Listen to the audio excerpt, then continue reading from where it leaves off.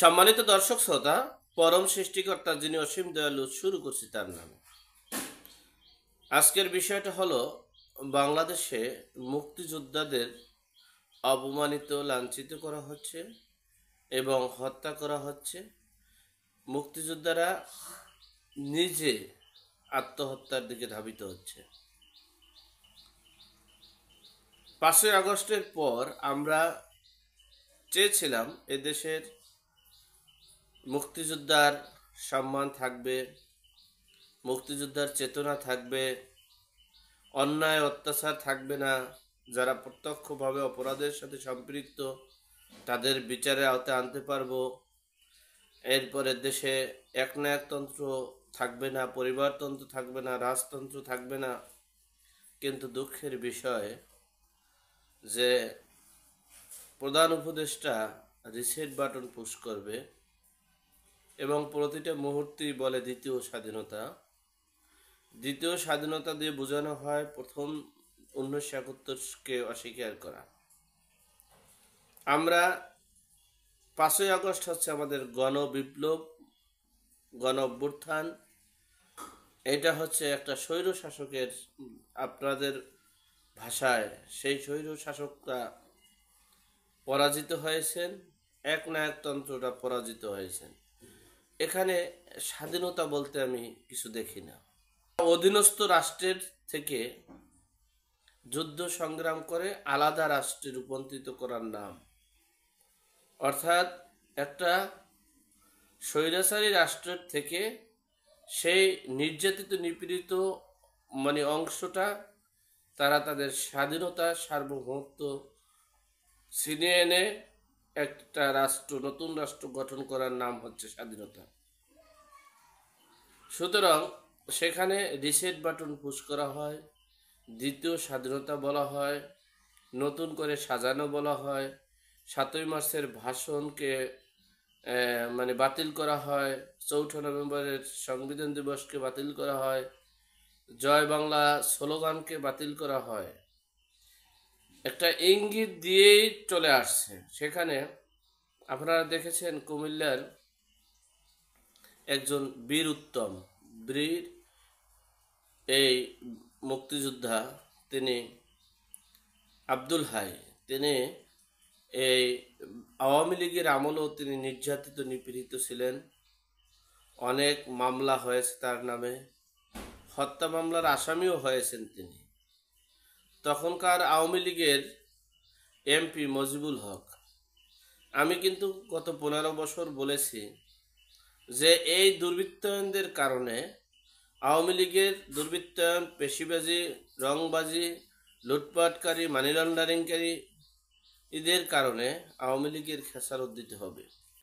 এই 5ই আগস্টের গণ অভ্যুত্থানে আওয়ামী লীগের প্রায় 50% জনগণ ঐক্যবদ্ধ হয়ে এই আন্দোলনে ছিল। কারণ হচ্ছে তারা নির্যাতিত, নিপীড়িত, তারা তাদের অধিকার থেকে বঞ্চিত। এই আব্দুল হাইও দেখেন, আপনারা খোঁজ নিয়ে দেখেন, পরোক্ষভাবে এই আওয়ামী লীগের পতন চেয়েছেন। কারণ হচ্ছে তিনি এই দেশে থাকতে পারেননি। আওয়ামী লীগের আমলে তিনি কৃষক লীগের সভাপতি থাকা সত্ত্বেও তিনি দেশে থাকতে পারেনি, বাড়িতে থাকতে পারেনি, ঘরে থাকতে পারেনি। তার পরিবার পরোক্ষভাবে এই বিপ্লব, এই 5ই আগস্টের বিজয়ের পক্ষে ছিলেন, খোঁজ নিয়ে দেখেন।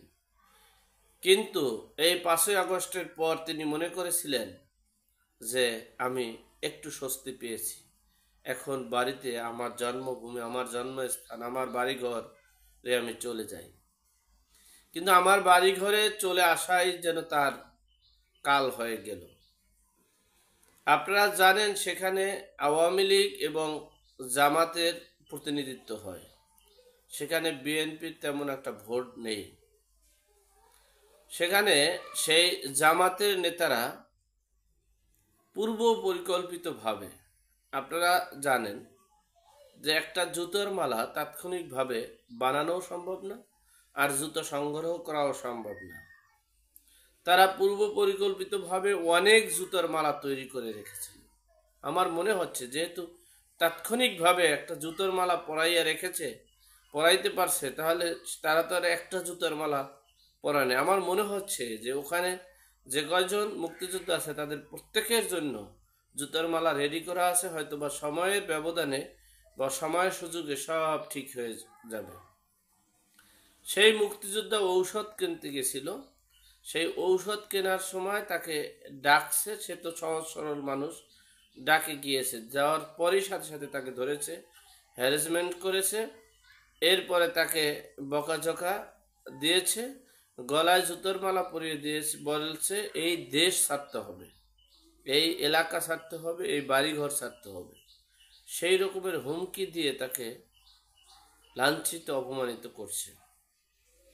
অপরদিকে একজন মুক্তিযোদ্ধা, তিনি, আমি আপনাদের ছবি দিয়ে দেব, তিনি ক্যান্সার রোগে আক্রান্ত এবং সামাজিকভাবেও তিনি ক্ষতিগ্রস্ত। প্রতিটা মানুষ এই বৈষম্যতার কারণে তিনি মেন্টালিটি খুবই মানে নিষ্ক্রিয় হয়ে গেছিলেন। তিনি কোনো কুল, যে যেই দেশের মুক্তিযোদ্ধাদের সম্মান নেই, যেই দেশের স্বাধীনতার চেতনাকে বিশ্বাস করে না, স্বাধীনতা মানে না, সে দেশে জন্মগ্রহণ করা বা সে দেশে বেঁচে থাকার চেয়ে না থাকা অনেক ভালো। তার কথা ছিল যে এই দুঃসময়টা দেখার আগে আমাদের মৃত্যু কেন হয়নি, এজন্যই তিনি গলায় রশি দিয়ে আত্মহত্যা করেছেন, বীর মুক্তিযোদ্ধা। এই যে দেশের পরিস্থিতি, মুক্তিযোদ্ধাদেরকে শেষ করে দিতে হবে, 1971কে বিলীন করে দিতে হবে, রিসেট বাটন পুশ করে সব ইতিহাসকে ধ্বংস করে দিতে হবে, বঙ্গবন্ধুর নামে যেসব শিক্ষা প্রতিষ্ঠান, যে প্রতিষ্ঠানগুলোই আছে না কেন, সব প্রতিষ্ঠানগুলোর নাম পরিবর্তন করতে হবে, অস্তিত্ব শেষ করতে হবে।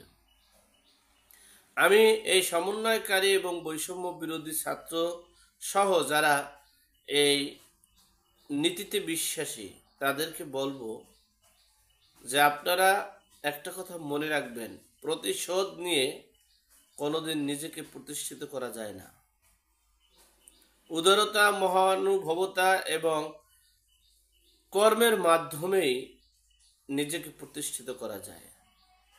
আল্লাহ পাক রব্বুল আলামিন কোরআনে ঘোষণা করেছেন, যে বান্দা তার নিজের পরিবর্তন করতে চায় না কর্মের মাধ্যমে, আমি আল্লাহ সেই বান্দার পরিবর্তন করি না।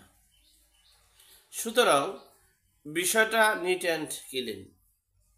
দেশের স্বাধীনতাকে অস্বীকার করে এই দেশের অস্তিত্ব রক্ষা করা সম্ভব নয়।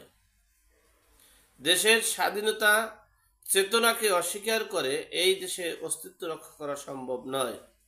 এই দেশের জনগণ খুব ভয়াবহ, তারা নিয়তির ডাকে সব কিছু বুঝতে পারে। সুতরাং আমি আবারও এই সমন্বয়কারী বিপ্লবী সন্তানদেরকে বলবো, তোমরা ভুল পথে যেও না, তোমরা সঠিক পথে স্বাধীনতার ইতিহাসকে ঠিক রাখো। এই 1972 সালের সংবিধান দেশের স্বাধীনতার চেতনা রক্ষা করে নতুন একটা প্ল্যাটফর্ম তৈরি করো, সেই প্ল্যাটফর্মের মাধ্যমে নির্বাচনে অংশগ্রহণ করে জনগণের প্রতিনিধিত্ব হও, দেশ গঠনে এগিয়ে যাও।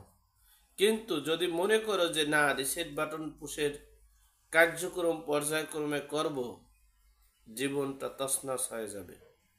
দেশের যেমন ক্ষতি হবে, দেশের অর্থনীতির যেমন ক্ষতি হবে, তেমনি তোমাদের জীবনের তছনছ বয়ে আসবে। আমরা এখন হয়তো বা দুটো কথা বলতে পারি, তখন আমরা গুম হয়ে যেতে পারি। সুতরাং এই সমাজ, এই দেশ, এই প্রকৃতি এমন একটা জিনিস, পাপ বাপকেও ছাড়ে না। সুতরাং এমন কোনো অপকর্ম করা যাবে না যে অপকর্মের জন্য আমাদের পরিবাররা, আমাদের আত্মীয় স্বজনরাও খেসারত দিতে হবে। সকলের সুস্বাস্থ্য কামনা করে আল্লাহ আমাদের সকলকে হেদায়েত নসিব করুক।